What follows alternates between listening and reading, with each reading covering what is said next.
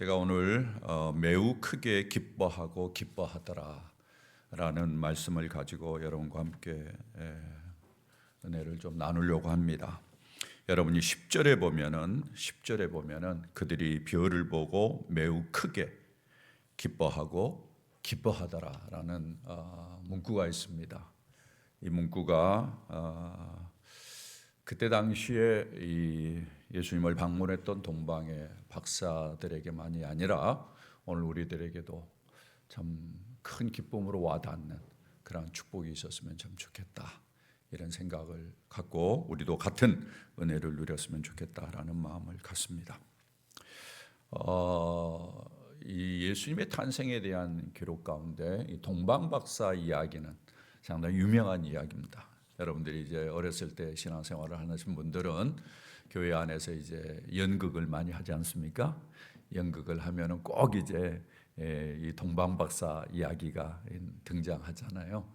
그래서 이제 어린 아이들이 동방박사의 이 모습을 쫙 하고 뭐 가운도 입고 그러면서 아주 화려하게 가지고 와서 예수님께 이제 이렇게 예물을 드리는, 아마 그런 장면들이 여러분들이 이 본문을 보면서 생각이 나리라고 이렇게 여겨집니다.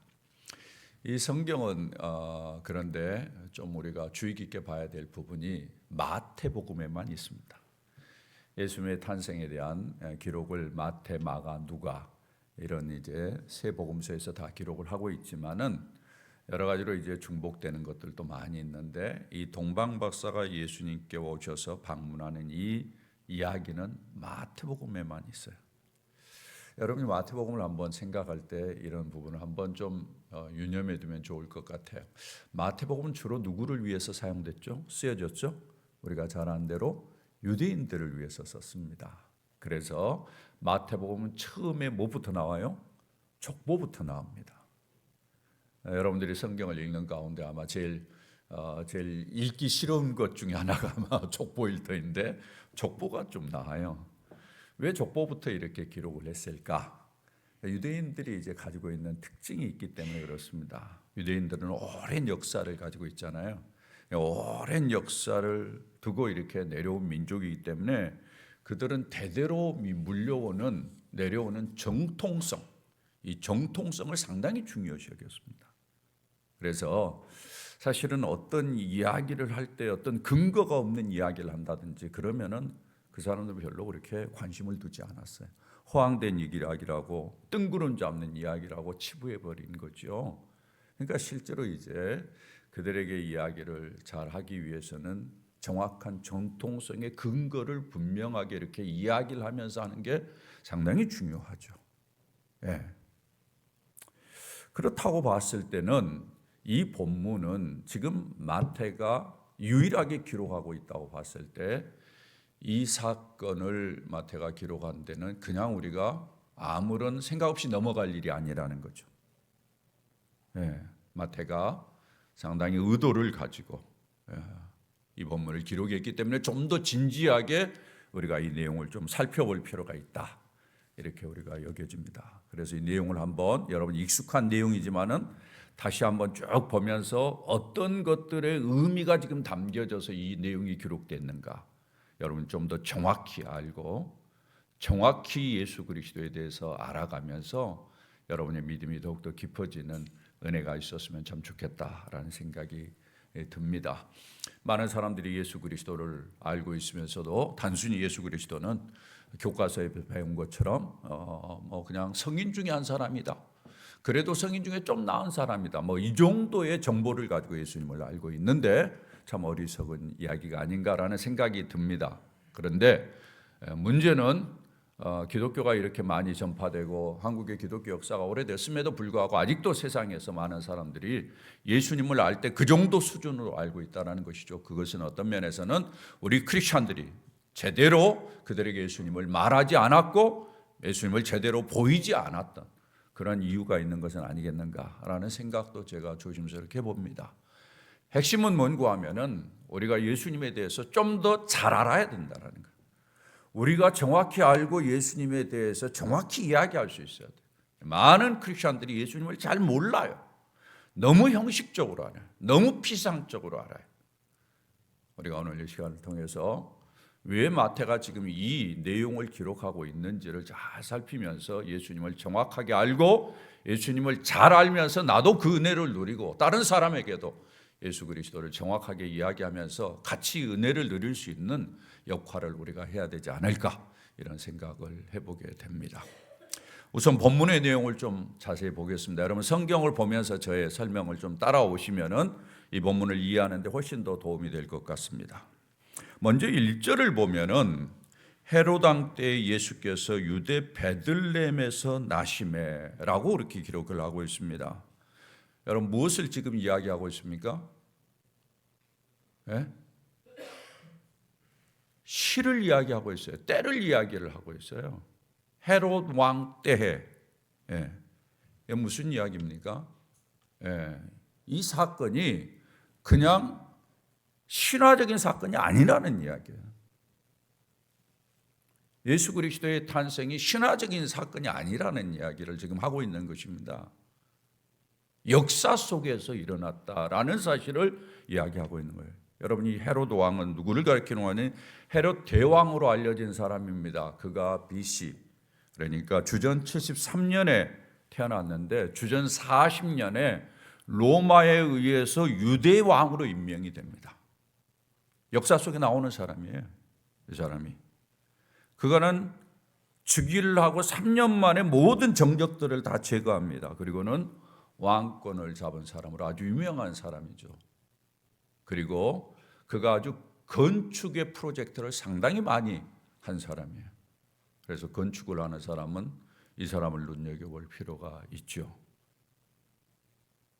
우리가 잘 아는 예루살렘 성전, 바벨론 포로 이후로 예루살렘을 재건하지 않았습니까? 성전을 재건했어요. 예. 그 재건한 성전이 몇백 년이 지났기 때문에 상당히 노후가 됐어요. 그것을 다시 재건하고 확장한 사람이 이 헤롯 대왕입니다. 이 사람이에요. 그런데 이 사람이 시기심이 많고 피해망상증이 많아가지고 아주 비참한 일을 저지르죠. 아내와 두 아들을 죽입니다. 역사 속에. 그리고는 주전 4년에 그가 죽습니다.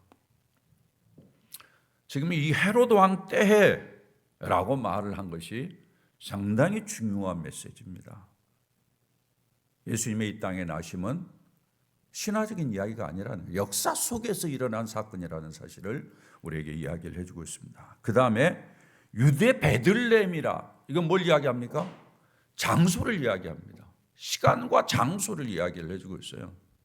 특별히 유대 베들레헴이라, 왜냐하면 당시에 다른 곳에도 베들레헴이라는 지명을 가진 마을이 있었습니다. 여호수아서 19장 15절에 보면은 스불론 지파에 속한 베들레헴이라는 마을이 있었어요. 그것과 구별하기 위해서, 차별하기 위해서 유다 베들레헴, 유다 베들레헴 여러분 잘 아시는 대로 예루살렘에서 남쪽으로 한 10km 정도 떨어진 곳에 있는 곳입니다. 예루살렘을 이스라엘을 방문하면 다 가보는 것이죠. 우리가 잘 아는 다윗 왕이 이곳에서 태어났고 미가 선지자는 메시아 앞으로 오실 구원자가 이 베들레헴에서 태어날 것을 예언을 했습니다. 자, 이 본문을 시작하면서 지금 예수님의 탄생 기사를 기록할 때 시간과 장소를 정확하게 언급한 거예요. 이건 상당히 중요한 메시지를 가져요. 예수 그리스도의 탄생이 역사적인 시간대와 역사적인 분명한 장소 속에서 이루어졌다라는 사실을 드러내고 있는 것이죠. 마태가 예수님의 탄생 기록을 기록하면서 시간과 장소를 기록했다라는 것은 의심이 많고 이것저것을 살피기를 좋아하는 유대인들에게 있어서 상당히 중요한 이야기였죠. 그리고 1절 하반절에 보면 뭐라고 이야기를 하는가 하면 다시 1절을 봅니다. 동방으로부터 박사들이 예루살렘에 이르러 말하되, 이렇게 이야기를 하고 있어요. 이 동방은 어디인지 사실은 명료하지는 않습니다. 그러나 내용을 알아서 특히 별을 보고서 온 박사들이라는 그러한 표현으로 인해서 이분들은 대부분 페르시아에서 왔을 것이다, 이렇게 보고 있습니다. 여러분이 잘 아시는 대로 페르시아 지역이 나중에 바벨론 이후로 상당히 그 지역에 중요한 그러한 세력을 가진 그러한 나라 아닙니까? 근데 이 페르시아가 당시에 이 점성술로 상당히 유명했던 그러한 곳이라고 그래요. 근데 이 페르시아라면은 거리상으로 이야기하면 한 1000km 정도 됩니다. 상당히 먼 거리죠. 거기에서 온 곳입니다. 예수님의 탄생에 대한 기사가 허황된 이야기가 아니라 1000km 떨어진 지금 박사들에게까지 알려질 정도로 특별했다라는 사실을 이야기하고 있는 거예요, 지금. 근데 여기에 예루살렘에 이르렀다라고 이야기하는데 그들이 예루살렘을 찾은 이유는 이런 현상들, 이런 일들이 일어난 것은 그냥 그때 당시의 사람들의 의식세계 속에는 수도라는 큰 도시에서 이런 일이 일어나지 시골 같은 데서는 일어날 거라고 생각하지 않았다라는 것을 암시하고 있습니다. 그래서 그들이 별을 보고 뭔가 가자라고 이야기는 했지만은 어디로 갈지를 몰랐던 거예요. 그러나 우선은 예루살렘으로 가자. 이렇게 해서 예루살렘으로 온 것입니다. 그리고 2절입니다. 2절에 보면은 유대인의 왕으로 나시니가 어디 계시냐, 우리가 동방에서 그의 별을 보고 그에게 경배하러 왔노라라고 이야기합니다. 박사들이 예루살렘에 도착해 가지고 다짜고짜 묻는 질문이 이겁니다. 유대인의 왕으로 나시니가 어디 있느냐? 여러분, 이 질문을 아마 곰곰이 생각해 보십시오. 어떻게 그들이 유대인의 왕이라는 개념을 알았을까? 잘 생각해 보세요. 여러분, 성경을 읽을 때 그냥 읽는 것이 아니에요. 잘 생각해 보세요. 유대인의 왕으로 어떻게 이들이 유대인의 왕이라는 개념을 알았을까?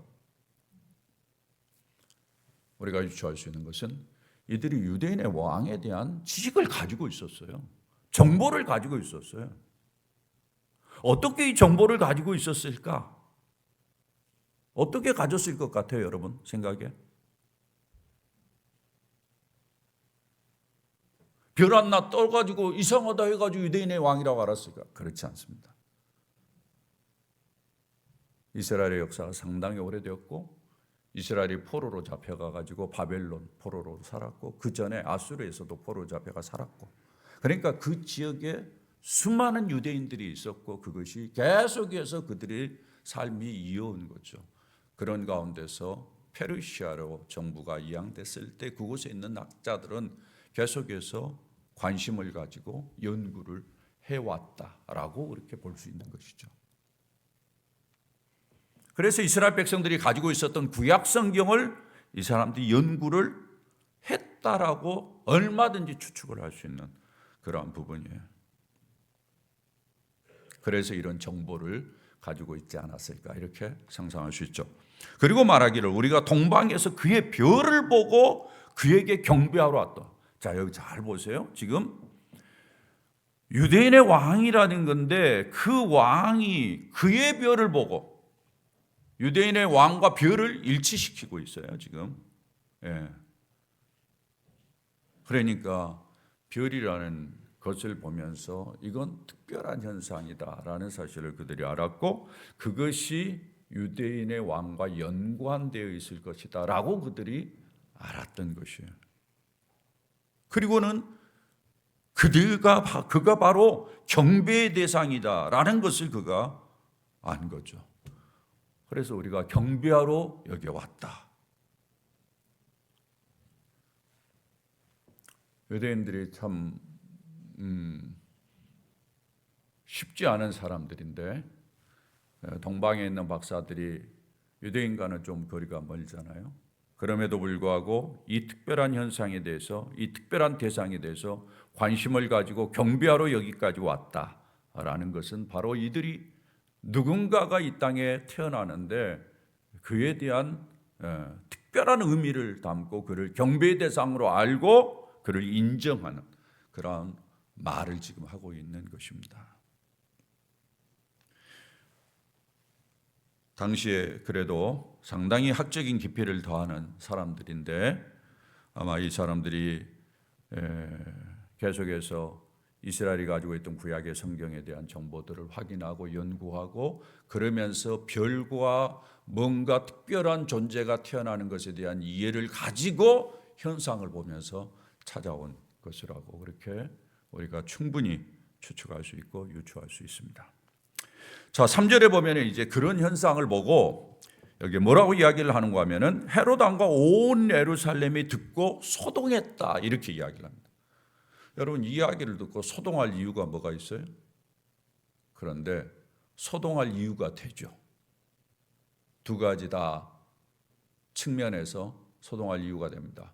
헤롯 왕은 헤롯 왕대로 나름대로 소동할 일이에요. 왜? 자기가 유대의 왕으로 인식되고 유대의 왕으로 인정을 받고 지금 유대인의 왕인데 뭐라고 이야기하는 거예요? 또 다른 유대인의 왕이 있다. 이건 뭐예요? 자기의 경쟁자가 생겨난 거잖아요. 이게 무슨 이야기야? 긴장을 하는 거죠. 그래서 소동을 하는 거고, 그 다음에 예루살렘이 소동한 이유는 일반 대중들이 그래도 그동안에 뭔가 메시아를 기다리고 계속해서 구약에서부터 자기들에게 참으로 구원자가 올 것이다, 자기들을 해방시킬 왕이 올 것이다라는 사실에 대한 그러한 이야기들을 알고 있었기 때문에 거기에 대한 기대감 때문에 아마 소동하지 않았을까 이렇게 우리가 생각할 수 있습니다. 그래서 이 말을 듣고 헤롯 왕이 당장에 자기가 혹시라도 모르는 것이 있나 해서 이제 모든 사람들을 불러 모읍니다. 대제사장들과 서기관들, 4절에 보면은 대제사장들과 백성의 서기관들을 불러 모으는데 이들은 이제 유대의 모든 역사에 대해서 정통한 사람들이죠. 성경의 내용에 대해서 정통한 사람들이에요.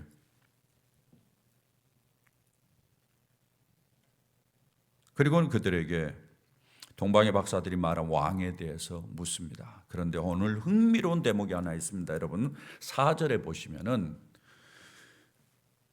동방의 박사들은 유대인의 왕에 대해서 유대인의 왕으로 나시니가 어디 있느냐라고 질문을 했는데 4절에 보면은 대제사장들과 서기관들에게 헤롯이 묻는 질문은 뭡니까? 그리스도가 어디서 나겠느냐 이렇게 질문을 해요. 다르지 않습니까? 네. 왜 그렇게 했을까? 이렇게 추측해 줄 수 있어요. 아마 헤롯 왕은 왕이라는 표현을 쓰고 싶지 않았을 거예요. 왜냐하면 자기의 왕권이 위협을 받기 때문에 쓰고 싶지 않았을 거예요. 그리고 그리스도라는 말을 그가 쓴 이유는 유대인들에게 그게 친숙한 단어고 익숙한 단어이기 때문에 그 부분을 찾아보는 것이 훨씬 더 효과적이다고 생각해서 아마 그는 왕에 대한 그 새로운 어떤 왕이 나타나는 것에 대한 마음의 불안과 염려 이것을 싹 감추고 오히려 그리스도라는 단어를 쓰므로 말미암아 자기의 음흉한 속을 감추면서 그리스도가 어디서 나겠냐 그냥 아무런 상관없이 묻는 것처럼 그렇게 행동한 것 같은 느낌이 듭니다. 그래서 대제사장들과 서기관들이 이제 대답을 하는 것이 6절입니다. 6절 우리 다 같이 한번 잘 아는 말씀인데 한번 읽어볼까요? 시작. 또 유대 땅 베들레헴아 너는 유대 고을 중에서 가장 작지 아니하도다. 내게서 한 다스리는 자가 나와서 내 백성 이스라엘의 목자가 되리라 하였습니다. 이 본문은 미가서 5장 2절에 있는 말씀입니다. 구약 성경 여러분 뒤에 보면은 미가서라는 소선지서라고 그러죠. 거기에 미가서가 있는데 거기에 5장 2절에 보면은 예수님이 오시는 것에 대해서 이렇게 예언을 했어요. 예수님이 베들레헴에서 태어날 것이라고 이야기를 했고 그를 가리켜서 한 다스리는 자라고 이야기를 하고 곧 왕을 이야기하죠. 그리고는 한 가지 추가적인 표현이 있습니다. 여기 뭡니까? 이스라엘의 목자가 되리라 라는 표현이 있어요. 여러분 이거 하나하나가 상당히 중요한 개념입니다. 나중에 좀 더 이야기를 하고요. 이런 말을 들은 헤롯이 말합니다. 이제 뭐라고 이야기합니까? 8절에 보면 베들레헴으로 보내며 이르되 가서 아기에 대해 자세히 알아보거든 내게 구하여 나도 가서 그에게 경배하게 하라. 사실 이 말은 상당히 음흉한 이야기죠. 그의 내면에 결국은 베들레헴에서 태어난 아기를 죽이고자 하는 그러한 이제 생각이 있었던 거죠. 그래서 우리가 잘 아는 대로 나중에 베들레헴 주변에 있는 아이들 모두 다 죽이는 그러한 아주 흉악한 죄를 범하는 그러한 일을 이 헤로드 왕이 하게 되잖아요. 예. 이런 헤로드 왕에 대한 이제 표현들, 헤로드 왕은 예수님을 향해서 이렇게 대적을 합니다. 그런 다음에 9절에 보면 박사들이 왕의 말을 듣고 이제 출발을 했는데 별이 다시 나타난 거예요. 그래서 그들이 보이는 반응이 10절 보면은 뭐라고 이야기합니까? 다 같이 한번 읽어볼까요? 시작.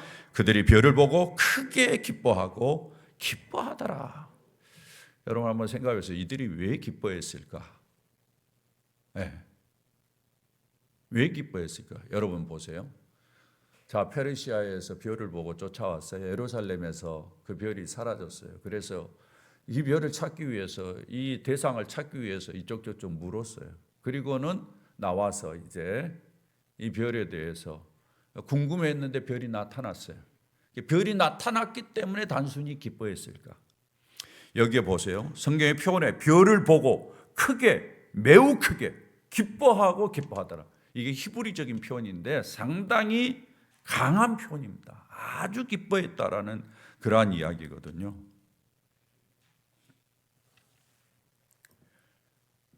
무엇이 그들로 하여금 이렇게 기쁘게 만들었을까? 한번 생각해 보세요. 그리고는 동방의 박사들이 우리가 잘 아는 11절 아기에게 경배를 합니다. 그리고는 여기에 보면은 하반절에 보비압을 열어 황금과 유향과 몰약을 드렸다. 우리가 아주 익숙한 그러한 스토리가 여기에 있습니다. 선물로 드리는 거죠. 당시에는 왕에게 이 선물을 가지고 오는 것은 일반적인 예입니다. 우리가 잘 아는 솔로몬 왕의 스바의 여왕이 솔로몬 왕을 찾아왔을 때 열왕기상 10장 2절에 보면은 이렇게 이야기를 하고 있죠. 예루살렘에 이르니 수행하는 자가 심이 많고 향품과 심이 많은 금과 보석을 낙타에 실었더라. 이 물건들을 가져오는 거예요. 옛날에 뭐 우리나라의 동방에도 그런 전통들이 있었잖아요. 10절에 보면은 또 이렇게 이야기합니다. 그가 금 120달란트와 심이 많은 향품과 보석을 왕에게 드렸더라. 그런데 그 솔로몬 왕에게 드린 것처럼 많은 향품이 다시 오지 아니하였더라. 이렇게 기록하고 있어요. 이것이 이제 당시의 문화였습니다. 이런 사람들이 예수님을 그만큼 소중히 여기고 그에게 그렇게 경배했다라는 이야기가 오늘 성경에 있습니다. 자, 이 본문을 통해서 오늘 우리에게 주시는 말씀이 뭘까? 마태가 또 하나님이 마태를 통해서 이 내용을 기록하게 하신 이유가 어디에 있을까? 우리들에게 명료하게 드러내고자 하는 이슈가 뭘까? 여러분이 가지고 있는 주보에 설교를 메모할 수 있는 곳에 제가 몇 가지를 좀 정리를 해놨습니다. 여러분이 한번 보실 수 있기를 바랍니다. 세 번째 문제, 첫 번째, 다 같이 한번 읽어볼까요? 시작. 하나님의 섭리. 이 사건을 통해서 하나님이 드러내고자 하는 중요한 것이 무엇인가 하면 하나님의 섭리입니다. 이 사건 속에는 하나님이 예수님을 역사 속에 오시게 하는 놀라운 섭리가 담겨져 있다는 것입니다. 제가 처음 이 마태복음이 기록된 것이 유대인을 위한 것이라는 것을 말씀드렸습니다. 마태를 통해서 기록하는 가운데 하나님께서는 그 대상인 유대인들이 예수님을 인정하지 않을 것이다. 미리 아셨던 것 같은 느낌을 받습니다. 사실 그랬고요. 그리고 역사가 진행되면서 예수님을 그래도 어느 정도 인정할 것 같은데 계속해서 인정하지 않을 것이라는 것을 하나님이 아셨던 것 같아요. 그래도 결국은 하나님이 선택을 해서 예수 그리스도를 보내는 통로로 사용했던 이스라엘 백성들이 하나님을 제대로 알고 예수 그리스도를 알기를 바랬는데 그들이 예수님을 대적한 거죠. 그래서 주님께서는 그 이후로라도 계속해서 저들이 예수님을 제대로 알기 위해서 그들이 이해할 수 있는 방향 속에서 아주 꼼꼼하게 정통성을 확보해 가면서 기록하는 것이 필요하겠다라고 생각이 돼서 이렇게 기록을 하셨는데, 이 기록한 내용 속에 성경에서 이야기하는 장소, 특별히 메시아가 올 것이라는 장소가 명료하게 기록되고, 그리고는 그 때가 정확하게 기록되도록 그렇게 해서 이 모든 것이 하나님의 섭리를 따라 하나님께서 구약에서 너네 백성들을 선택하고 이끌어 오면서 하나님이 계속해서 역사를 이끌어 오셨는데, 예수 그리스도의 나심도 그 섭리 가운데 일환이라는 사실을 주님께서 보여주고 싶었던 것이다. 이렇게 우리가 볼 수 있습니다. 사랑하는 여러분, 우리가 예수님의 탄생을 생각할 때마다 놓치지 말아야 될 중요한 것이 있습니다. 하나님의 섭리입니다. 섭리하신 하나님. 왜 하나님께서 이렇게 섭리하셨습니까? 아담의 타락 이후로 인간이 죄를 범해서 하나님에게 가까이 갈 수 없고 하나님과 회복할 수 있고 인간이 비참하고 처참한 인생, 그리고 마지막에는 죄로 말미암아 죽어가고 마지막에는 지옥의 고통에 빠질 것을 주님이 생각하셔서 주님이 계획을 세우신 거죠. 어떻게 하면 이들을 구원할 수 있을까? 하루아침에 예수 그리스도를 보낸다면 저들이 이해하지 못해. 그래서 주님께서 역사 속에서 구원자를 보내기 위해서 이스라엘 백성들을 선택하고 이스라엘 백성들을 통해서 역사를 이루어가면서 이들에게 죄가 무엇인지를 깨닫게 만들고, 그 죄를 해결하기 위해서는 피가 필요한 것을 깨닫게 만들고, 제사 제도를 통해서 피가 죄를 용서한다는 깨닫게 만들고, 이것이 나중에는 한 사람을 통해서 모든 죄를 용서하는 일이 있을 것이라는 것을 암묵적으로 계속해서 섭리하시면서 가르쳐 주셨다가 예수 그리스도를 보내신 거예요. 이 모든 과정을 섭리하시는 하나님인 것을 주님께서 보여주시면서, 이 예수 그리스도는 내가 이 섭리하는 가운데 너네들에게 약속한 구원자야 라는 사실을 주님께서 보여주신 거예요. 사랑하는 여러분, 사실 어떻게 보면 예수님이 이 땅에 오시는 것 참 쉽지 않은 이야기입니다. 많은 사람들이 예수님이 이 땅에 오신 것에 대해서 별로 그렇게 흥분이 없는 것 같습니다. 사실은 흥분할 이야기입니다. 왜냐하면 하나님이 어떤 분입니까? 하나님이 시공을 초월한 분이에요. 하나님의 아들 예수 그리스도, 그분은 시공을 초월한 분이에요. 그런데 그가 역사 속에 들어온 거예요. 시공의 제약 속에 들어온 거예요. 불편함 속에 들어온 거예요. 답답함 속에 들어온 거예요. 여러분, 그렇지 않습니까? 여러분들이 지금 이곳에서 그냥 지나다 좀 더 불편한 곳에 가면 여러분 아마 불편해서 살 수 없을 거예요. 여러분 선교지 한번 가보세요. 대부분의 사람들이 제일 처음에 느끼는 것이 불편함이에요. 불편함. 하나님이 시공에 들어온다는, 시공의 세계에 들어온다는 것이 얼마나 불편한지 몰라요. 그러나 하나님께서는 기꺼이 그 시공의 세계에 들어가서 인류를 구원하시는, 우리를 구원하시는, 나를 구원하시는 역사를 이루기 위해서 섭리하시면서 예수 그리스도를 이 땅에 보내신 것이죠. 사랑하는 여러분, 예수 그리스도의 탄생을 여러분 생각하면서 나를 구원하기 위해서 하나님께서 어떻게 섭리하셨는가를 여러분 오늘 이 시간 깨닫기를 진심으로 바라고, 우리의 남은 생애가 얼마일지 모르지만 이런 하나님의 섭리 가운데 내 인생이 계속해서 하나님의 인도하심 가운데 이끌려갈 것이기 때문에 하나님에게 가장 좋은 방법으로 나를 이끌어 가실 것이다라는 믿음을 가지고 여러분이 인생을 사는 축복, 그러한 믿음을 다시 한번 회복하는 은혜가 있기를 주의 이름으로 부탁을 드립니다. 두 번째로 이 본문을 통해서 드러내는 것이 있습니다. 다 같이 한번 읽어봅니다. 시작. 예수님은 왕 그리스도이시다. 오늘 성경에서 계속해서 동방박사들이 드러내는 것은 뭔가 하면은 왕이라는 거예요. 여러분 잘 아시는데도 동방박사들이 이방인들입니다. 그들이 어떻게 예수님을 왕으로 알고 인정할 수 있을까요? 결코 단순한 것이 아닙니다. 하나님이 그들에게 특별하게 역사한 거예요. 그들이 어떤 면에서는 이스라엘의 역사를 살펴보면서, 구약성경을 살펴보면서 이것을 알았을 거예요. 그러나 실제로 책에서 예수 그리스도를 왕으로 이야기한다고 해서 그를 왕으로 인정하고 그를 경배한다? 쉬운 일은 아니죠. 그러나 그들은 특별한 사건을 본 거죠. 바로 별이 나타난 것. 그리고는 그 별이 자기들을 이끌어가는 것, 이 모든 과정들을 보면서 바로 예수 그리스도가 왕이요, 하나님이 그를 보내셨다라는 사실을 그들이 확신한 것이라고 여겨지는 것이죠. 이것을 강조하는 이유가 있습니다. 왜냐하면 예수 그리스도가 왕이라는 것, 그분이 통치하는 거라는 거예요. 그분이 통치하면은 제일 편안하다는 것을 보여준 거예요. 여러분, 과거나 지금이나 마찬가지지만 나라는 지도자가 건강할 때 나라가 건강한 겁니다. 지도자가 어떤 왕이냐에 따라서 달라집니다. 지도자가 강한 왕일 때 안전했습니다. 자유로운 왕일 때 백성들의 삶이 평안했어요. 위로가 있었어요. 이 땅을 살면서 좋은 왕을 만나는 것이 무엇보다도 중요하죠. 인생을 살면서 우리도 어떤 왕을 섬기느냐가 상당히 중요하죠. 예수 그리스도가 왕이라는 것을 드러내면서 예수 그리스도를 섬기고 예수 그리스도의 통치 아래 있는 것이 가장 복된 것을 드러내 보여주는 거예요. 사랑하는 여러분, 성탄을 맞으면서 우리가 기억해야 될 것은 예수님이 다스릴 때 제일 평안하고 제일 안전하고 제일 위로가 되고 격려가 된다라는 사실을 잊지 마시기를 주의 이름으로 부탁을 드립니다.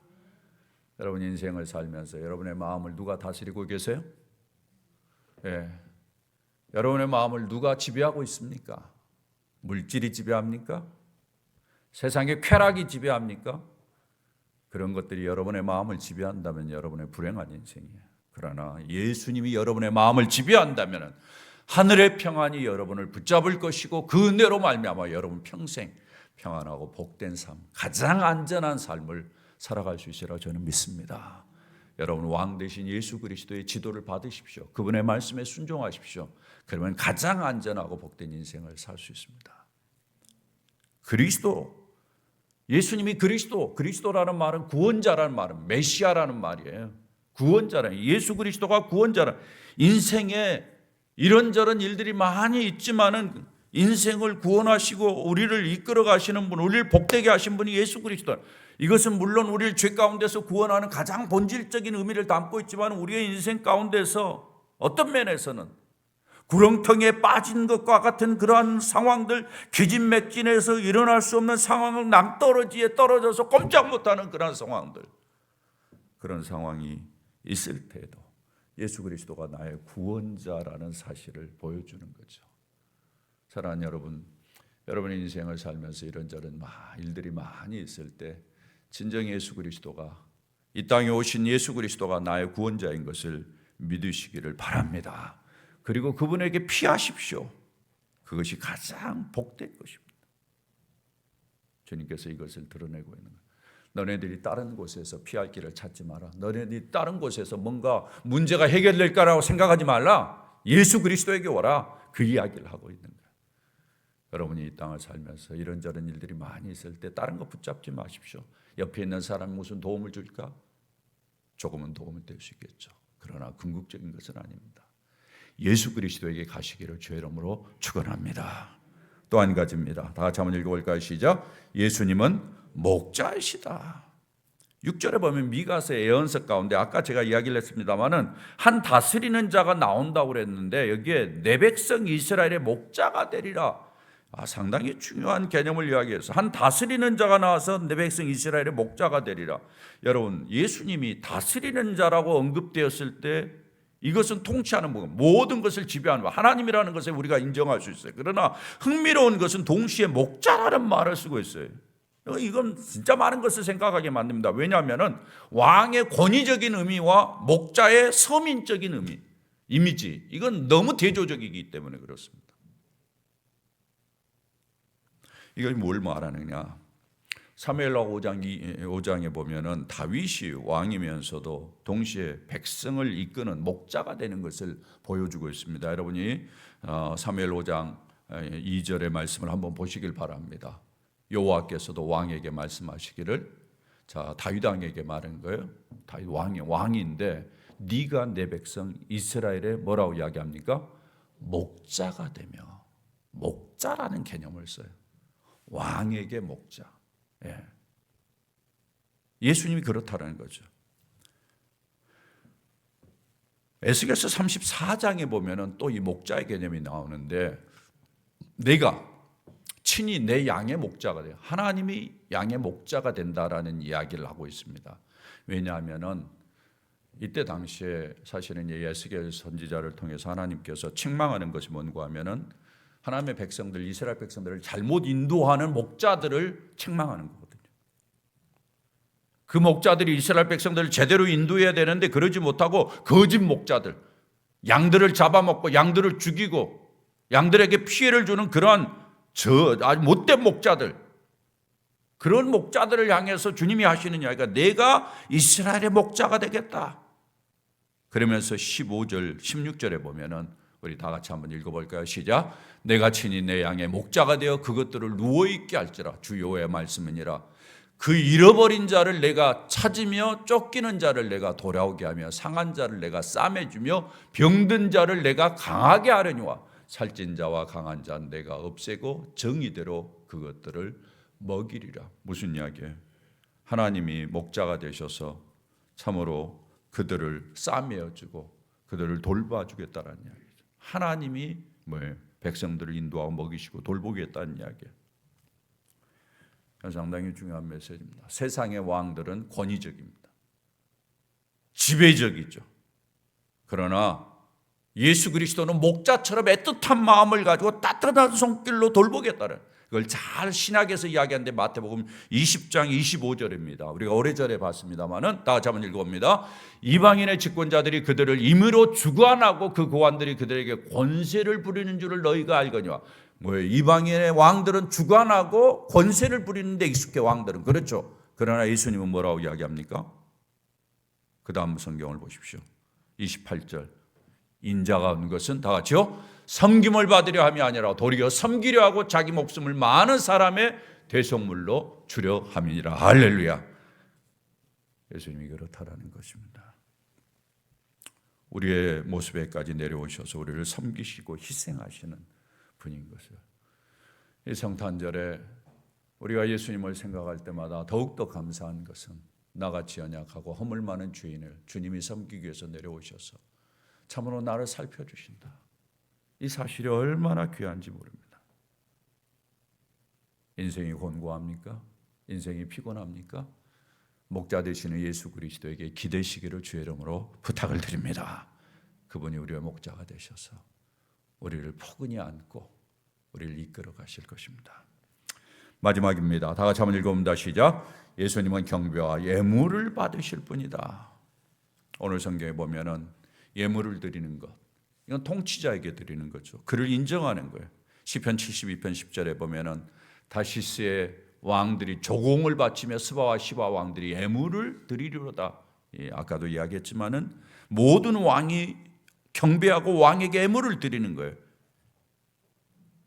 이것과 연관된 흥미로운 말씀이 하나 있습니다. 시편 60편 3절 6절의 말씀인데요. 나라들은 내 빛으로 왕들은 비추는 내 광명으로 나으리라. 이방 나라의 재물이 내게로 옴이라.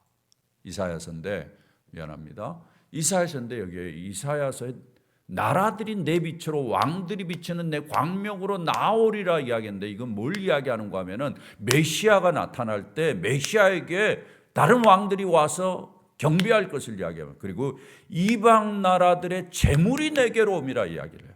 이방 나라들이 메시아를 경배하는 현상들이 일어날 것을 이야기해 주고 있습니다. 동방의 박사들이 예물을 드리는 것은 왕을 위한 애우이기도 하지만 메시아 되시는 예수님을 향해서 애우하는 것을 상징하는 거예요. 이것은 우리에게 뭘 이야기하는가 하면은 예수 그리스도를 바로 이렇게 애우하라는 거예요. 예수 그리스도가 이 땅에 오셔서 왕으로 너희들을 살피고 그리스도로 너희들을 살피고 메시아로서는 너를 구원하면서 이끌어 가신다면은 그를 제대로 애우하라는 거예요. 우리가 성탄절을 지내면서 이렇게 우리를 헤아려 주시는 예수님께 얼마나 내가 마음으로 애우를 하고 있는가. 동방의 박사들은 진심으로 중심으로 저희들이 애우합니다. 그리고는 그런 마음을 가지고 그를 섬깁니다. 이런 마음이 있었기 때문에 그들이 예수 그리스도를 다시 발견했을 때, 그 빛을 다시 발견했을 때 그들의 마음 가운데 진정한 기쁨이 있었던 거죠. 매우 크게 기뻐하고 기뻐하다.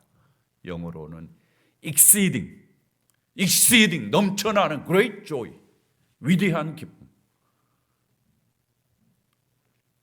사랑하는 여러분, 오늘 성탄주일입니다. 우리는 주변에 이런저런 것이 아니라 예수님에게 집중하셔야 됩니다. 사랑하는 여러분, 예수님에게 집중하십시오.